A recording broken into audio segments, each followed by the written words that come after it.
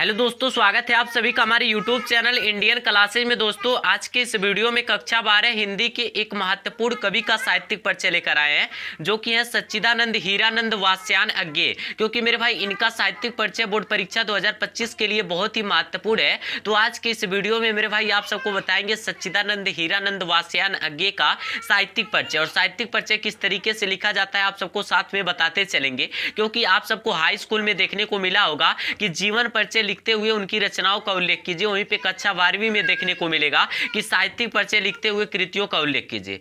तो जीवन परिचय और साहित्यिक परिचय में क्या अंतर होता है आज की इस वीडियो में मेरे भाई आप सबको बताएंगे, ठीक ना।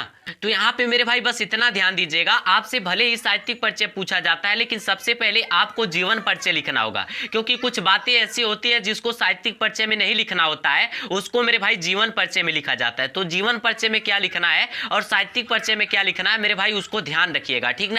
यहाँ पे देखिए, सबसे पहले जीवन परिचय हेडिंग डालेंगे। कुछ स्टूडेंट गलती करते हैं, साहित्यिक परिचय हेडिंग डालकर पूरा छाप देते हैं और कहते हैं पूरा लिख कर आए थे पर पूरा नंबर नहीं मिला। जब लिखने का सही तरीका रहेगा, सही क्रम से आप लिखेंगे, तभी मेरे भाई आपको पूरा नंबर मिलेगा, वरना जरूर कुछ नंबर कट सकते हैं, ठीक ना। और जीवन परिचय में कौन कौन सी बातें को लिखना होगा उसको देखिएगा। लिखेंगे सच्चिदानंद हीरानंद वात्स्यायन अज्ञेय का जन्म सन 1911 ईस्वी को पंजाब के करतारपुर नामक ग्राम में हुआ था। इनका बचपन अपने विद्वान पिता के साथ कश्मीर, बिहार, चेन्नई में व्यतीत हुआ था। इनके पिता का नाम श्री हीरानंद शास्त्री था।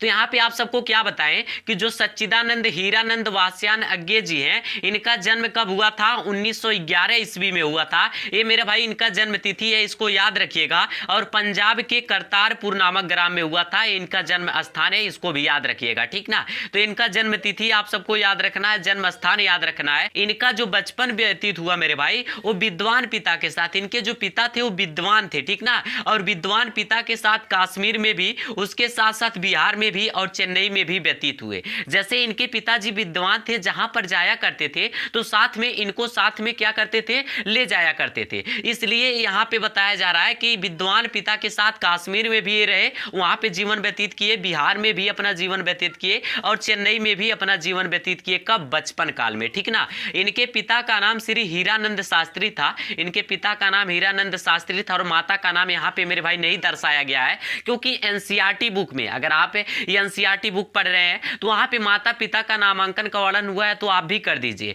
तो यहाँ पे जीवन परिचय में बस इतना बात ही आप सबको लिखना होगा। क्या? जिस भी लेखक या फिर कवि का साहित्यिक परिचय लिख रहे हैं, उनका नाम लिख दीजिएगा, जन्म कब हुआ था, किस स्थान पे हुआ था, उनके माता पिता का क्या नाम था। इन बातों को मेरे भाई आप सबको जीवन परिचय में लिख देना है। और साहित्यिक परिचय में क्या लिखना होगा, तो उनका जन्म कब हुआ और मृत्यु कब हुआ, उसके बीच में जो घटनाएं घटी उनके जीवन काल में, उसको मेरे भाई साहित्यिक परिचय में लिखा जाता है, ठीक ना। तो यहाँ पे साहित्यिक परिचय हेडिंग डालेंगे और साहित्यिक परिचय में मेरे भाई लिखेंगे सच्चिदानंद हीरानंद वात्स्यायन अज्ञेय की शिक्षा का अधिकांश भाग चेन्नई में हुआ था। आप सबको यहाँ पे बताएं कि ये विद्वान पिता के साथ कहाँ कहाँ पे जीवन व्यतीत किए, कश्मीर में भी, चेन्नई में भी और बिहार में भी, ठीक ना। उसी प्रकार से यहाँ पर भी फिर बताया जा रहा है कि जो सच्चिदानंद हीरानंद वात्स्यायन अज्ञेय थे, इनकी शिक्षा का अधिकांश भाग, अर्थात जो इनका शिक्षा प्राप्त हुआ और शिक्षा में अधिकांश भाग कहाँ पे प्राप्त हुआ, चेन्नई में हुआ, ठीक ना। अपने पिता के साथ साथ अज्ञेय जी को भी जाना पड़ता था। आप सबको पहले ही बताया कि उनके पिताजी विद्वान थे और जहां पर जाया करते थे तो साथ में क्या करते थे, अज्ञेय जी को भी ले जाया करते थे, ठीक ना। और बीएससी करने के बाद एमए की पढ़ाई करते समय इन्होंने देश के खातिर अज्ञेय जी क्रांतिकारी आंदोलनों में कूद गए, ठीक ना। जैसे आप 12वीं पास करेंगे तो वहां पे बीए, बीएससी, बीकॉम करने का अवसर मिलेगा, ठीक ना। तो इन्होंने बीएससी करने के बाद एमए, बीएससी जैसे इन्होंने क्वालिफाई किए, पास किए, उसके बाद से एमए की पढ़ाई करना शुरू कर दिया। और पढ़ाई करते समय, अभी एमए की पढ़ाई चल रही थी उनकी, उसी समय इन्होंने देश की खातिर क्रांतिकारी आंदोलनों में कूद पड़े, ठीक ना। अभी इनका बीए के, बीएससी की पढ़ाई कंप्लीट हुआ था, एमए की पढ़ाई चल रहा था और एमए की पढ़ाई अभी जारी था। उसी समय इन्होंने क्या किए, अपने देश के क्रांतिकारी आंदोलनों में कूद पड़े। 1930 ईस्वी तक फरार रहे, क्रांतिकारी आंदोलनों में कूद पड़े और 1930 ईस्वी तक इन्होंने फरार रहे, ठीक ना। और 3 वर्ष तक फौज में भी रहे। हमारे देश की सेवा करने के लिए इन्होंने 3 वर्ष तक फौज में भी रहे, सैनिक में भी काम किए, ठीक ना। इतना मेरे भाई आप सबको साहित्यिक परिचय में लिख देना। उसके बाद से लिखेंगे भारत माता के इस सपूत का 1987 ईस्वी में निधन हो गया। अब यहाँ पे मेरे भाई एक बात ध्यान देना रहता है, क्या कि जो इनका मृत्यु हुआ रहता है, किसी भी लेखक या फिर कवि का साहित्यिक परिचय लिख रहे हैं तो उनका जब मृत्यु हुआ रहता है उसको साहित्यिक परिचय में नहीं लिखना रहता। उसको कहाँ पे लिखेंगे, आप यहाँ पे जीवन परिचय में लिख सकते हैं। उसके साथ साथ अगर यहाँ पे नहीं लिखना चाह रहे हैं तो आपको मेरे भाई यहाँ पे साहित्यिक परिचय में एक लाइन छोड़कर लिखना होगा, ठीक ना। तो कि मेरे भाई उनका जन्म कब हुआ था, उनके माता पिता का नाम क्या था, उनका मृत्यु कब हुआ था, इस बातों को साहित्यिक परिचय में नहीं लिखा जाता। आप सबको बताया ना कि साहित्यिक परिचय में केवल उन बातों को लिखा जाता है, उनका जन्म कब हुआ था, मृत्यु कब हुआ था, उसके बीच के जीवन काल में कौन कौन सी घटनाएं घटी, केवल उसको मेरे भाई साहित्यिक परिचय में लिखा जाता है, ठीक ना। तो यहाँ पे जीवन परिचय में आप सबको बता दिए कि उनका नाम, जन्म कब हुआ था, किस स्थान पे हुआ था, माता पिता का नाम, इन बातों को जीवन परिचय में लिख देंगे। और यहाँ पे मेरे भाई आप मृत्यु भी लिख सकते हैं कि मृत्यु कब हुआ था। अगर वहां पे नहीं लिखना चाह रहे हैं तो साहित्यिक परिचय में एक लाइन छोड़कर आपको लिखना होगा, ठीक ना।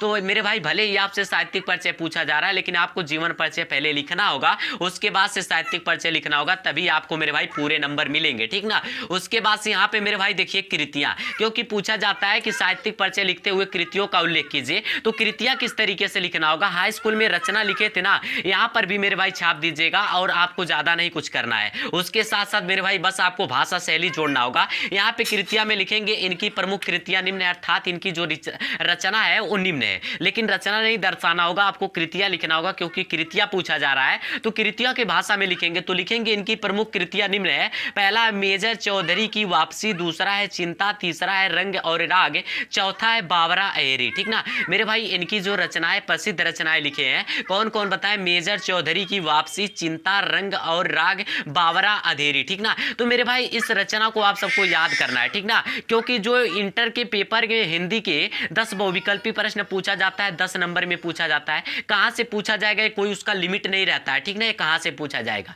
और मेरे भाई कभी कभी जो रचनाएं होती हैं लेखक लेखिका कवि काव्यत्री की, उनकी रचनाओं से ही क्वेश्चन बन जाता है। तो मेरे भाई रचनाओं को आप सब याद रखिएगा, ठीक ना। तो यहाँ पे आप सबको रचना बता दिया। भाषा शैली में क्या लिखना है, आज्ञे जी के द्वारा लिखित भाषा हिंदी है। भाषा शैली का मतलब यही, जिस भी लेखक कवि का साहित्य परिचय लिख रहे हैं उनका लेखन कार्य किस भाषा में हुआ है और उनकी शैली लोगों को कैसा लगता है, उसी को मेरे भाई भाषा शैली में लिखना है। तो यहाँ पर क्या लिखेंगे, आज्ञे जी द्वारा लिखित भाषा हिंदी है, कि जो उनका लेखन कार्य हुआ है वो किसमें हुआ है, हिंदी में हुआ है, और इनकी शैली शैक्षणिक प्रयोग से युक्त है। तो इतना मेरे भाई आप सबको क्या करना है, लिख देना है, किसमें, कृतियां व भाषा शैली में। तो आपसे भले ही साहित्यिक परिचय पूछा जाता है लेकिन आप सबको सबसे पहले जीवन परिचय लिखना होगा, उसके बाद से साहित्यिक परिचय लिखना होगा। और आपसे भले ही कृतियां पूछा जाता है लेकिन आपको भाषा शैली जोड़ना होगा, ठीक ना। तो इस तरीके से मेरे भाई अगर आप लिखते हैं तो आपको पूरा नंबर मिलेगा, एक भी नंबर कटने वाला नहीं है। और यही साहित्यिक परिचय आपको कहीं कहीं पे मेरे भाई